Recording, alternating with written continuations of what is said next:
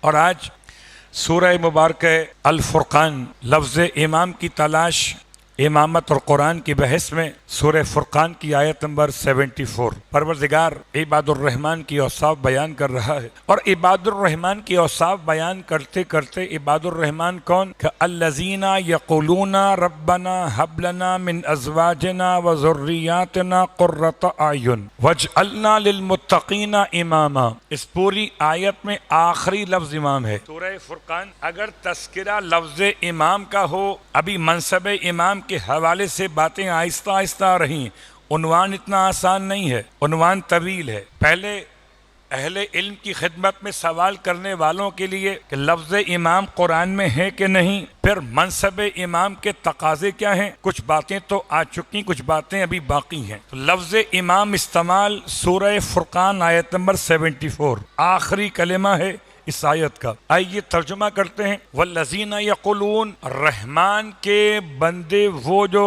اس سے کہتے ہیں کہ اے ہمارے پروردگار ہماری ازواج میں، ہماری ذریات میں آنکھوں کی ٹھنڈک قرار دے، اور اے پروردگار ہمیں متقین کا امام بنا دے۔ اب غور کیجئے، اب تک جو آیات پیش ہوئی ان میں خدا کہہ رہا تھا وَجَعَلْنَاهُمْ أَئِمَّةً إِنِّي جَاعِلُكَ لِلنَّاسِ إِمَامًا وَجَعَلْنَا مِنْهُمْ أَئِمَّةً۔ یہاں تین مقامات پہ خدا نے بنانے کا اعلان کیا۔ یہ چوتھا مقام وہ ہے جہاں خود بننے والا اپنے آپ کو خدا کی بارگاہ میں منصب امامت کے لیے پیش کر رہا ہے۔ اس کے تفسیر پر اگر غور کریں لفظ امام کے اعتبار سے اور لفظ امام کو سمجھانے کے لیے ایک چھوٹا سا مناظرہ پڑھ دیتا ہوں، پھر چلتے ہیں کہ قاضی روز بہان نے کیا کہا علماء اہل سنت میں، اور قاضی بیضاوی نے امامت کے بارے میں کیا کہا، تاکہ شاید کسی کو اگر برادران اہل سنت کے حوالے سے پریشانی ہو تو ان کے علماء کا قول بھی شامل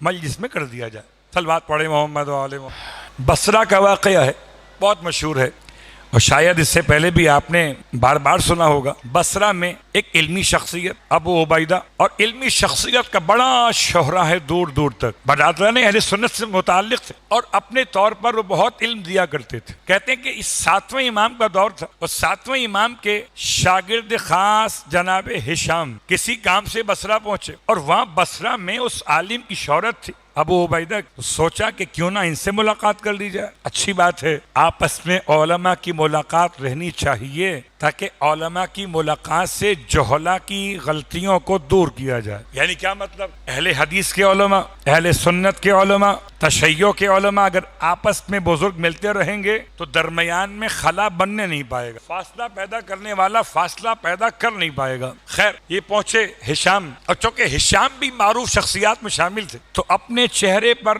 ذرا سا پردہ ڈال لیا، یوں کہہ لیجئے کہ وہ ماسک لگا لیا، اس زمانے کا ماسک، اور ماسک لگا کے بیٹھ گئے۔ جب سب درس وہ بیان کر چکے، درس ہو چکا، اور استاد نے کہا کہ اب آپ میں سے کوئی سوال پوچھنا چاہے تو پوچھ لے۔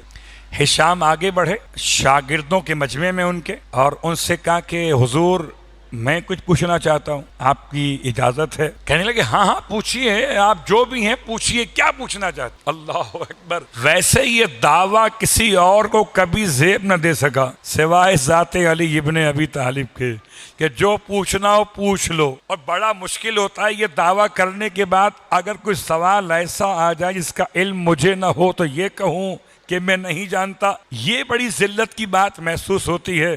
حالانکہ اگر مولائے کائنات کے الفاظ یاد کر لیتے تو کبھی ذلت نہ ہوتی۔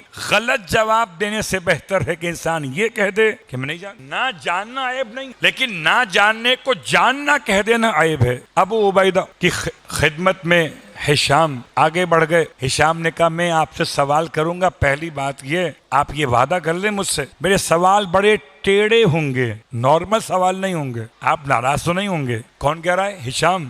کس سے؟ ابو عبیدہ سے۔ امام کا شاگرد کہہ رہا ہے مکتب اہل سنت کے بڑے عالم سے، آپ ناراض تو نہیں ہوں گے؟ کہ نہیں، پوچھئے جو پوچھنا، جو آپ کے دل میں ہے پوچھ لیجئے۔ ٹھیک، سوال نمبر 1، اب یہ کون ہے ابو عبیدہ؟ یہ وہی ہیں جو آج کل کے 2-4 کتابیں پڑھ لینے والے یہ کہتے ہیں کہ امامت کا تذکرہ قرآن میں نہیں ہے یا امامت کی امت کو کوئی ضرورت نہیں ہے. خدا نے کسی کو امام نہیں بنایا ہے. تو ان سے پہلا سوال کیا ہشام نے، آپ کی آنکھیں ہیں. سوال نمبر 1. ہشام کا سوال سنا تو تھوڑا سا تو پریشانی ہوئی اس عالم کو کہ یہ سوال کیسا ہے. کوئی علمی سوال ہو، کتاب کے بارے میں ہو، زمین کے بارے میں، آسمان کے بارے میں ہو، یہ کیا سوال کیا؟ کہ قبلہ میرا سوال یہی ہے، جواب دینا دیجئے ورنہ میں خاموش ہو جاتا. استاد نے اپنی عزت محفوظ کرنا تھی شاگردوں کے سامنے. کہاں بھائی میری آنکھیں ہیں. تو اب ہشام کا سوال نمبر 2، آنکھوں سے کرتے کیا ہیں؟ آپ ایمانداری سے بتائیے، اگر یہ سوال کوئی مجھ سے کرے تو میرا بلڈ پریشر کس عالم میں پہنچے گا؟ آنکھیں ہیں تو آنکھوں سے کرتے کیا ہیں؟ اب کوئی بندہ خدا سفید داڑھی والا سر پہ رکھے ہوئے بڑا سا امامہ، اس سے پوچھ رہے ہو آنکھیں ہیں، آنکھوں سے کرتے کیا ہو؟ کہنے لگے یہ کیا بات ہوئی؟ کیا میرا سوال ہے؟ بیٹا آنکھوں سے میں پہچانتا ہوں چہروں کو، فیصلہ کرتا ہوں رنگوں کا کہ میں نے کیا دیکھا، رنگ کیا تھا، کیا دیکھا، شے کیا تھی، کس کا چہرہ دیکھا، اس کو پہچان لیتا ہوں. سوال نمبر 3، کیا آپ کے کان بھی ہیں؟ کہا جی بالکل کان ہیں. دیکھیے میں پڑھ رہا مناظرہ، اور مناظرہ ایسا نہیں ہے جس میں جہالت ہو، یہ مناظرہ ایسا ہے جس میں اس بات امامت ہے، ورنہ میں پڑھتا ہی نہیں. آپ کے کان بھی ہیں؟ اب سمجھ گئے ابو عبیدہ کہ یہ تو الٹے سوال کرے. جی کان ہیں. جی کان سے کرتے کیا ہیں؟ لا حول ولا قوت. کان سے کیا کریں؟ کوئی انسان کان سے کیا کرتا ہے؟ کیا دیکھتا تھوڑی، سنتا ہی. کیسے آوازیں سنتا ہوں، قریب کی، دور کی، خوشی کی، غم کی، غصے کی، محبت کی. اچھا ماشاءاللہ. 4 سوال ہو گئے. سوال نمبر 5، کیا آپ کی زبان بھی ہے؟ یہ زبان بھی ہے. اس سے کیا کرتے ہیں؟ کیا اس سے چکھتا ہوں کہ نمکین ہے؟ ارے کیا چکھیں گے مولوی صاحب سوائے حلوے کی. صلوات پڑھے محمد والے. کیا چکھ، لفظ حلوہ پرانا ہو گیا، لیکن بہرحال آج کل کے زمانے کے مولوی اور پرانے دور کے مولوی تھے کہ حلوے پہ اکتفا کرتے تھے. خیر کہ زبان سے کرتے کیا ہے؟ کہ چکھتا ہوں کہ ذائقہ کھٹا ہے، کڑوا ہے، میٹھا ہے، کیا ہے؟ اچھا کہنے لگے یہ بتائیں کہ آپ کی ناک بھی ہے. عجیب سوال ہے. جی ناک بھی ہے. جی ناک سے کیا کرتے ہیں؟ ناک سے سونگتا ہوں. اچھی بو ہے کہ بری بو ہے، خوشبو ہے کہ بدبو ہے، سمجھ لیجیے. اچھا ماشاءاللہ. ایک سوال اور کروں؟ کیا کرو. کہ یہ بتائیے کہ آپ کے ہاتھ بھی ہیں؟ کہ جی ہاتھ بھی. ہاتھ سے کیا کرتے ہیں؟ کہ ہاتھ سے چیزوں کو لمس کرتا ہوں، چھوتا ہوں، ٹچ کرتا ہوں، اور ٹچ کر کے سمجھتا ہوں کہ یہ ٹھنڈا ہے، یہ گرم، یہ سخت ہے، یہ نرم. یہ 5 اعضائے بدن کے سوالات، یعنی 10 سوالات کر لیے. 5 تو نہیں 10. کیا بس بہت ہو گئی؟ کہ نہیں ایک سوال اور. آپ کا دل بھی ہے؟ صلوات پڑھے محمد وآل محمد.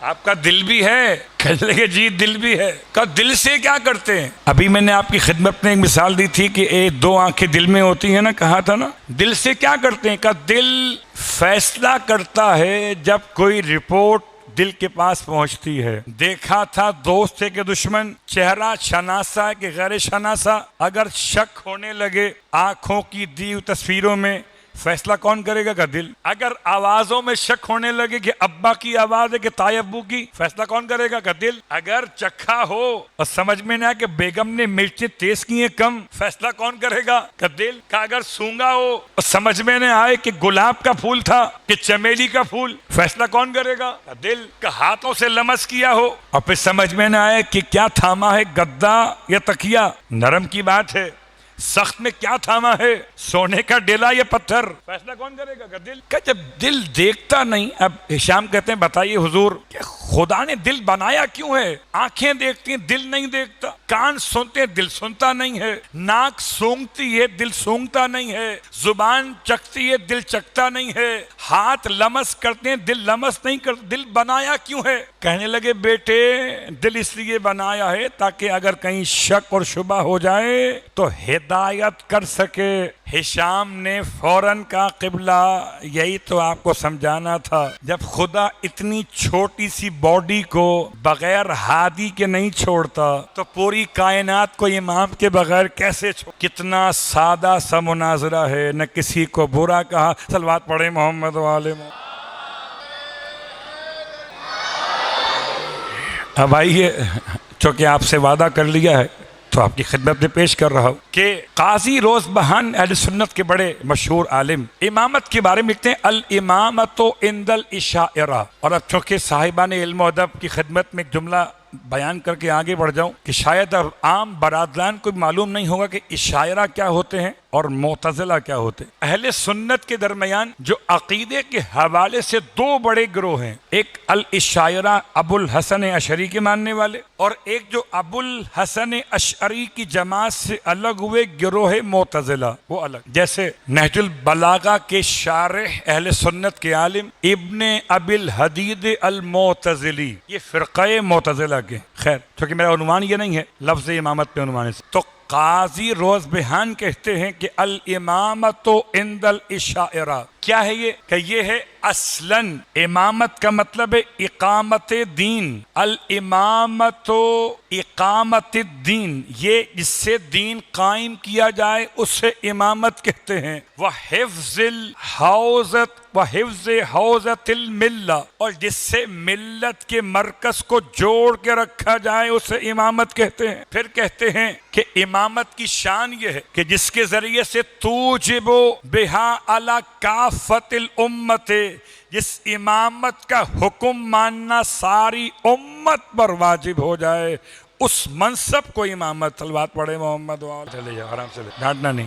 الفاظ پہ غور کیا، امامت کیا ہے؟ امامت مسجد کی پیش نمازی نہیں ہے۔ اشاعرہ کے نزدیک امامت کیا ہے؟ امامت دکان پر بیٹھ کر فتوے جھاڑنا نہیں ہے۔ امامت کیا ہے؟ حلووں پر نیاز دے کے کھانے کا نام نہیں ہے۔ امامت کیا ہے؟ گلی محلے میں ڈنڈا اٹھا کے چلنے کا نام نہیں ہے۔ امامت کیا ہے؟ دین کو قائم کرنا۔ امامت کیا ہے؟ ملت کو جوڑ کر رکھنا، اس کو محفوظ بنانا۔ امامت کیا ہے؟ کہ جس کا حکم ماننا ساری امت پر واجب ہو۔ آئیے دوسرے اہل سنت کے عالم کہ جہاں پر وہ قاضی بیضاوی، یہ وہی شخصیت ہیں جو علامہ زمخشری کے نام سے پہچانے گئے، صاحب تفسیر کشاف، یہ اپنی کتاب میں لکھتے ہیں کہ امامت کیا ہے؟ امامت ہے اصلاً اصول دین کے مسائل میں سے اہم مسائل اصول الدین، نہ کہ فروعات میں ہے۔ اور یہ ایسا مسئلہ اصول دین کا کہ اگر کوئی اس کی مخالفت کرے تو توجب الکفر والبدع، کہ امامت کی مخالفت کرنا باعث کفر اور باعث بدعت ہے۔ دو حوالے میں نے آپ کو دیے، دو علماء اہل سنت کے جو لفظ امامت کو تلاش کر رہے تھے، ان کے بزرگ علماء نے امامت کو فروع میں نہیں مانا، اصول میں مانا ہے، امت کے لیے ایک عام مسئلہ واجب مانا ہے، اور اگر کوئی اس کی مخالفت کرے تو ان کے نزدیک وہ کافر ہے، بدعت پیدا کرنے والا ہے۔ یہ مسئلہ امامت کی حد تک آج بات کو لاتے ہوئے اب تیسرا جملہ، وہ جملہ بہت مشہور سرکار ختم یہ مرتبہ صلی اللہ علیہ وسلم کی حدیث ہے، یہ بھی حمیدی نے اپنی کتاب میں لکھا پیغمبر کی حدیث کو، بہت مشہور حدیث ہے، من مات ولم یعرف امام زمانہ فقد مات میتۃ الجاہلیہ۔ اب پوچھے کوئی موصوف سے جو کہہ رہے تھے کہ یہ عقیدہ امامت تو شیعوں کا عقیدہ ہے، اگر عقیدہ امامت شیعوں کا عقیدہ ہے تو علماء اہل سنت نے امامت کے بارے میں کیوں لکھا ہے؟ کیوں اسے کہا کہ یہ اہم ترین مسئلہ ہے؟ کیوں کہتے ہیں کہ اس کی مخالفت انسان کو کافر بنا دیتی ہے؟ اور چلیے پھر حدیث پیغمبر بھی آپ کے علماء نے اپنی کتاب میں لکھی کہ من مات ولم یعرف امام زمانہ، کہ جو اپنے زمانے کے امام کو نہ پہچانے اور مر جائے، زمانے کے امام کو، مسجد کے امام کو نہیں، مدرسے کے استاد کو نہیں، دارالافتاء کے مفتی کو نہیں، زمانے کے امام کو نہ پہچانے اور مر جائے، فقد مات میتۃ الجاہلیہ، تو وہ جاہلیت کی موت مر جاتا۔ اللہ اکبر، جہالت کی نہیں، جاہلیت کی موت۔ جہالت تو دور ہو سکتی ہے، جاہلیت دور نہیں ہوتی۔ کیا مطلب ہے؟ کہ بس یہ سمجھ لیجئے مکہ المکرمہ میں سرکار کی آمد سے پہلے زمانے کو زمانہ جاہلیت کہا جاتا تھا، زمانہ جاہلیت، جہالت نہیں جاہلیت کہا جاتا تھا۔ کیا مطلب ہے؟ قبلہ سرکار ختم یہ مرتبہ صلی اللہ علیہ وآلہ وسلم کے دور مقدس کتنے لوگ پڑھے لکھے تھے مکے میں؟ کہتے 50 کے قریب، اگر میں آج کے الفاظ میں کہوں تو 50 کے قریب تو ایسے تھے جن کو آج کا ہم پی ایچ ڈی کہہ سکتے ہیں۔ مکہ جاہلوں کا شہر نہیں تھا، ضدی تھے، لڑنے والے تھے، مارنے والے تھے، مگر قلم اور کاغذ کے استعمال کرنے والے، ادب، صرف و نحو کے استاد، کلام عمدہ کہنے والے، علمی مباحثے کرنے والے، اللہ اکبر. تو جہالت نہیں تھی، جاہلیت تھی. فرق کیا ہے؟ تو فرق یہ ہے کہ علم نہ ہو تو انسان جاہل رہتا ہے، جہالت رہتی ہے، اور اگر معصوم کی معرفت نہ ہو تو انسان جاہل نہیں، جاہلیت کا شکار ہو جاتا ہے. اب اگر کوئی آج کے دور میں آج کے امام کو نہ پہچانے تو ایسا جیسے محمد سے پہلے کے دور میں رہتا ہو زمانہ جاہلیت میں، اب طواف کرتا رہے، نماز پڑھتا رہے، اب چاہے تو زکوٰۃ دیتا رہے، چاہے تو روزے رکھ کے سب کچھ قرآن پڑھتا رہے، لیکن اگر اپنے زمانے کے امام کو نہیں پہچانا تو مرے گا تو جاہلیت کی موت مرے گا. صلوات پڑھے محمد و آل محمد.